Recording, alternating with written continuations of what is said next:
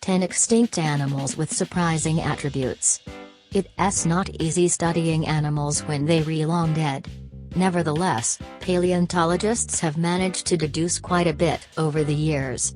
Then new research challenges established thought or uncovers species so weird that scientists don't know what to make of them. 10. Homo erectus may have built boats.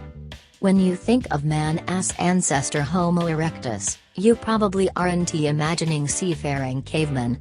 Yes, they migrated out of Africa, into Asia, and all the way to Flores, but they did so on foot, right?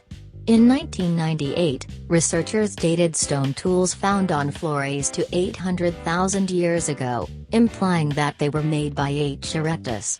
The ancient hominids would have had to cross deep, turbulent waters to reach the island, a task for which they would have needed some type of primitive boats or rafts. H. erectus generally isn't thought to have possessed the mental capabilities needed for building and using boats. While it's disputed whether the Flores tools truly imply boat building, the notion is arguably supported by more recent finds in Crete. In 2011, scientists dated stone tools there to 130,000 years ago. The tools are believed to have been made by Homo erectus. Crete, of course, would have only been reachable by sea. 9. Opabinia regilis made a room full of paleontologists laugh. Opabinia regilis was first described in 1912. The tiny, swimming arthropod had odd morphology, to say the least. A 1930 reconstruction had O. regilis swimming upside down. A better reconstruction was hammered out in 1972. When it was unveiled at a meeting of paleontologists, everyone in the room burst out laughing, thinking it was a joke. Why not? The 505-million-year-old Anomalocaridid had 5 eyes on small stalks and a flexible, trunk-like proboscis that ended in a claw. O. regilis used this claw to feed prey into its rear-facing mouth. Somewhat less strange, for its era, was its body, which had 15 segments. Each segment exhibited a lobe-like structure on each side, presumably for swimming. Some paleontologists argue that still unidentified triangular features on O. regilis's body were tiny limbs for walking along the bottom of the sea, though others disagree. 8. Unalashcastylus tomidi was a living vacuum cleaner. In 2015, fossils uncovered on Unalaska Island turned out to be a previously unknown species of mammal that lived 23 million years ago. Unalashcastylus tomidi was a roughly hippopotamus-sized herbivore that lived on the coasts of the island.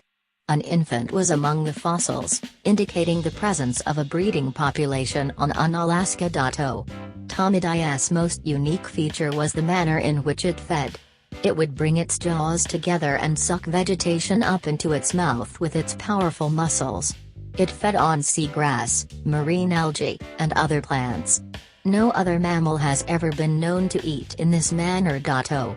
Tomidi belongs to Desmostylia, the only order of marine mammals with no surviving species. It would have moved like a large sloth on land and swum like a polar bear in the water. 7. Tyrannosaurus rex's vision was among the best ever. You've probably heard that Jurassic Park's depiction of Tyrannosaurus rex as only being able to see moving objects is a pile of Triceratops dung greater than the one seen in the film. You might not have heard that T. Rex's vision was actually among the best of any animal ever. T. Rex had a binocular range of 55 degrees, which is greater than a modern hawk's. Greater binocular range means both better depth perception and better ability to see objects, even still ones. The dinosaur had as much as 13 times the visual acuity of a human.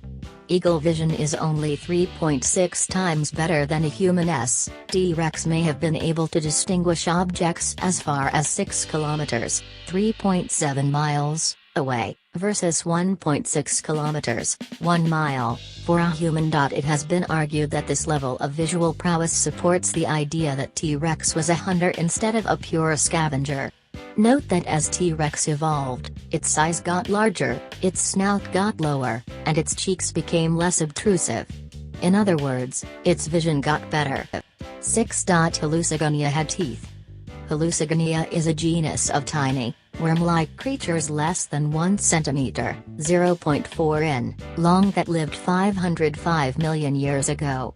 As their name seems to imply, they were odd-looking, featuring spines along their backs and little legs along their undersides. When Hallucigenia was first described, paleontologists thought the spines were legs and the legs were tentacles. They also thought its front end was its rear. In 2015, Hallucigenia's head was definitively determined and examined under an electron microscope. In addition to having a pair of eyes, the worm surprised scientists by featuring a mouth ringed with teeth as well as more needle-like teeth lining its throat. The mouth teeth are believed to have generated suction by flexing in and out, pulling food in. The throat teeth kept the food from getting back out. 5. The dinosaur with smaller arms than T-Rex. If someone says dinosaur with tiny, useless arms, the first thing you'll envision is probably T-Rex, although its arms were quite strong and heavily muscled and may have been useful for hooking on to struggling prey. Carnotaurus, however, was the genuine article. The genus of large theropods lived in South America during the late Cretaceous period and had truly puny arms. It's easy to miss Carnotaurus's arms, given the also pair of horns on its head. The arms are so small that some paleontologists have described them as vestigial. Although the forearms were strongly built, they were only 1/4 the length of the already small humeri. The four-fingered hands were also oddly tiny. Paleontologists have no idea why the arms were like this. They can track the progressive shrinking of the front limbs among Carnotaurus's ancestors, but they have no idea why evolution would favor this trend. 4. The snake with 4 legs. Sitting in Germany's Solnhofen Museum was a fossilized snake from the Crato Formation in northeastern Brazil that was simply labeled, "Unknown fossil." One day, David Martil, an expert on the Crato Formation, visited the museum, saw the snake, and realized that the fossil had to be about 20 million years older than any known fossilized snakes. He described it as the ancestor of all snakes. The fossil held another surprise: it had 4 limbs. Snakes with 2 limbs had previously been described, but no 4-limbed ones had. Dubbed Tetrapodophis ampulectus, the snake lived 120 million years ago and likely used its limbs to grip things rather than to walk. T. ampulectus is generally believed to have been a transitional species between earlier lizards and modern snakes. Interestingly, the bones at the end of the digits on its feet are quite long, a feature typically only seen in tree-climbing animals. 3. Diplodocus tails broke the sound barrier. The belief that sauropods like Diplodocus could defend themselves with their whip-like tails is fairly well known. In terms of proportion, the tails were very similar to bullwhips. In fact, their tips may have broken the sound barrier. Computer simulations of Diplodocus and Apatosaurus tails showed that a side-to-side flick of 9 degrees was enough to get the tip of the tail to a speed of 1,200 km per hour, 750 miles per hour. The resultant noise would have sounded more like a cannon than the crack of a whip. The actual tails were believed to have a horizontal range of motion of 30 degrees.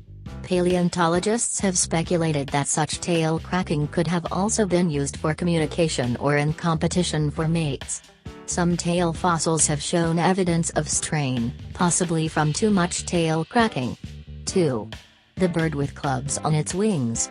The Rodriguez solitaire, aka Pisophaps solitaria, was a roughly goose-sized, flightless bird that was related to the dodo.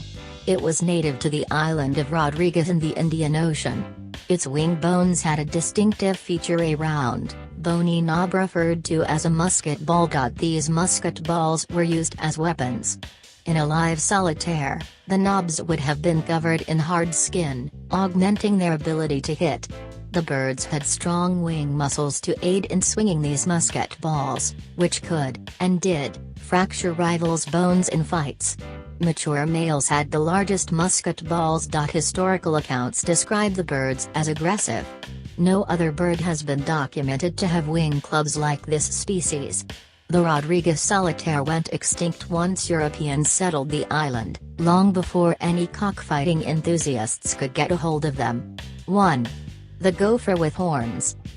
Ceratogalus was a genus of prehistoric gopher that lived in North America from 5 million to 16 million years ago. It was about 30 centimeters, 12 in, long, and it had horns. Ceratogalus is the only known horned rodent. There has been much speculation on the horn's function. Ceratogalus evolved from rodents who use their heads for digging, but its horns were not well placed or angled for this. Use of the horns by males to compete for mates is unlikely as both sexes had the horns. Ceratogalus probably had poor eyesight, so species recognition is also unlikely. The most likely explanation is that the horns were for defense. They were sturdy and well placed for protecting the eyes and neck. A predator sticking its snout into a Ceratogalus burrow would be greeted by horns up its nostrils.